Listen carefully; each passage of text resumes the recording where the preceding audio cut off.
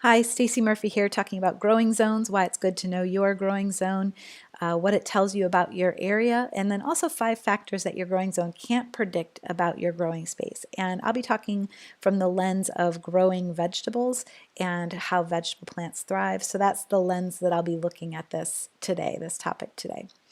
And here in the US, we have the USDA Plant Hardiness Zone Map, and you'll see here that it's broken up into 26 different segments that are all different colors. And the primary reason to know your plant hardiness zone map is so that you understand whether a plant will survive the winter. So this map tells you basically the average minimum temperature that's going to happen during the winter. And here you see those categories listed, and you'll see that basically every 5 degrees is a new growing zone. And that's really useful because that allows us to break up the map into finer and finer detail. And so you can also see here that throughout the country, when you get into the mountains, there's a lot of detail that happens, and that was recently added in 2012. So this map has been updated recently with 30 years of climate data. And we'll talk a little bit more later about how topography plays a role in your growing zone. But first, I just wanted to show you what it looks like around the world. So if you wanted to compare the United States to other countries and other continents, you would see here what those different zones are based, and again, this is based on the USDA growing zone.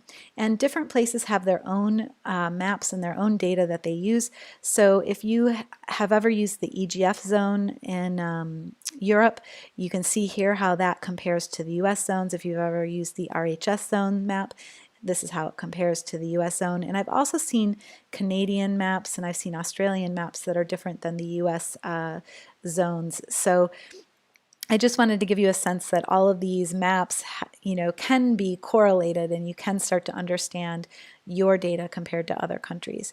And so once again, I just wanted to show you this image of the different segments of the growing zones to kind of point out what the drawback is of using just the growing zones when you're trying to decide what plants to grow in your area. You'll notice that the entire map is based on the average extreme minimum temperature.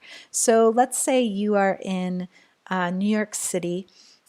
Some parts of New York City are in 7B, and that says that their extreme minimum temperature is 5 degrees Fahrenheit. Now, I've been in New York City when it's been -30. So what it doesn't say about your area in this growing zone map is if you have a really cold winter or you have a really cold snap, it doesn't show you those. And so there are times when you might find your growing zone to not apply because you're having a really cold year, or it's possible you're having a really hot year. And so one other thing to look for is the number of days above 86. So we've talked about the low end of the spectrum, right? For the growing zones, that's what the map is really good at. It tells you the average minimum. But what about the average maximum? So if you go to usclimatedata.com/climate, you can check for any city. You can get one of these graphs, and it's really helpful to see. Here you see that the months of June through September in Naples, Florida, zone 10A, you're getting consistent temperatures above 90 degrees on average. Now, what you need to know about vegetable plants is that essentially they start to die above 86 degrees. So here in Naples, they don't grow through those months because some people do, but they do so in the shade. But those days are just too hot in a lot of ways to grow vegetables. And sometimes you'll get a hot snap and you'll lose everything. So you also want to know the growing zone map tells you the average minimum temperature, and then you also want to know those high temperatures. And this is that climate data page, just so you get a sense of what it looks like. It's very helpful. You can break it up by daily or by monthly, whatever makes sense for you and your area. And you can see here that you can also look for precipitation and snowfall, as well as the low and high temperatures. And so one of the maps that's been added to the planting zone map is this plant heat zone map. So if the growing zone map is all about the low end of the spectrum, this map is all about the number of days above 86 degrees. Fahrenheit. And so you can see here that the little dots in red that are in Florida and in California and in Texas, those areas get greater than 210 days that are above 86 degrees. And so those areas become a slightly different kind of growing than your vegetable growing potentially. They can become more tropical, right? So this is another map to look at to see you might live in a zone that's 7A and you might only get 1 to 7 days of temperatures above 86, but you might also be in an area where you're in 7A and you're getting something like 80 to 100 days of over 86 degrees, and that's going to greatly affect what kind of crops you put in the ground, and it's going to alter how your plants grow. So this is another piece of data to know about your space. So what are those 5 factors that are going to tell you more information? So the 5 things that cannot be predicted from simply that original growing zone map. So the first thing, we talked a little bit about it just now, is sun. And one of the cool facts about Alaska is that they have some of the most incredibly large produce and vegetables on the face of the planet. And one of the reasons is that North Alaska, they won't see the sun for 67 days come winter, but they enjoy over 80 days of uninterrupted daylight. So the sun does not go down. So what that means is they get giant vegetables. And sometimes people see these images and think they're photoshopped. They are not. These are giant Alaskan vegetables. So another factor that your growing zone map can't predict about your area is the soil. And besides the mineral composition, the oxygen, and the organic matter within the soil, bare soils will reflect more light and heat than those covered by plants or mulch. So in your particular area, if you are in a very hot or a very cold climate, you can potentially use mulch and cover up bare soil to insulate the ground. You want to think about the ground like a giant battery, and every day the sun shines down and heats up the earth and charges that battery, and then overnight it cools down and that heat dissipates. And so mulch can either insulate you and keep you warm on a cool night, or it can also keep you cool on a hot day. So this is one of the reasons why a lot of people mulch their sites and get rid of that bare soil. The third factor that your growing zone can't tell you anything about really is the water that's close by. So if you live nearby a pond or a lake or a stream even, water evaporates, and then that moisture, it basically captures heat from the sun, and then it makes the air around the pond warmer than areas that are further away.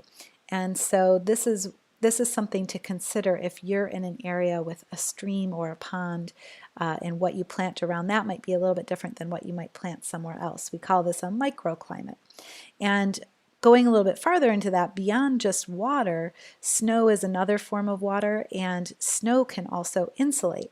So I've seen farms where it's covered in snow, they're growing under cold frames or they're growing under hoops, and basically the temperature underneath that snow can be 20 degrees warmer than the air temperature, because essentially that snow is warmer than the air temperature, and it keeps the ground warmer. So you can use snow as an insulation as well. So you want to be aware of the water on your site and how it affects your microclimates. The fourth factor that your growing zone can't tell you about your site is all about topography, and I just mentioned how the updated data on the growing zone map in the Rocky Mountains does show a lot of new fine detail in it. On your particular growing site, if you're a small garden, it's not going to show all the little divots in the land or all the little hills. And even small dips and indentations in topography, they can form collection points for cold air. And here you see in the mountains how the cold air falls to the bottom, hot air rises, and you get this fog in the lowest points. And the same thing happens in your site and potentially leads to frost in those lower pockets of cold air. And so wherever you're growing, you might be growing on a slope, and you might find that the temperature at the top of that slope is a different temperature than the bottom of that slope. So it's something to consider when you're planting and taking data. And the fifth thing that that growing zone map doesn't tell you too much about, the updated map does have some heat islands from cities shown on the map, but it doesn't have them all. It just depends on how big your city is, or your commercial park, or whatever it is. So here you can see that the same place, the same day, how much the temperature varies based on the number of hardscapes that exist in that area. So hard and paved surfaces absorb and release heat. And so you can see here that in the city, the temperatures are much higher than any one of the other categories here, because they have a lot of those hard surfaces. And you can even take some of these things and use them to your advantage and create little microclimates. Here somebody's tried to build a little microclimate around their fig tree and put some rocks up around it to try to gather heat from the sun, so that at night it might radiate that heat back onto that fig plant. And so you can use these different factors to create little microclimates within your growing space. All right, so those are the 5 factors that merely knowing your growing zone won't necessarily tell you about your particular growing space. So what I recommend is gathering a little bit more data. And besides gathering data about your soil and your water, which I highly recommend, here's some recommendations about temperatures that you might want to know. So I would go out and look at that map that shows the heat zone map that shows the number of days above 86 degrees Fahrenheit, because that'll help you determine if plants will die during the summer heat. And I would also recommend knowing the number of days below freezing. And so a lot of people will talk about the number of days in their growing season. That's basically from the time the ground thaws to the time the ground freezes again.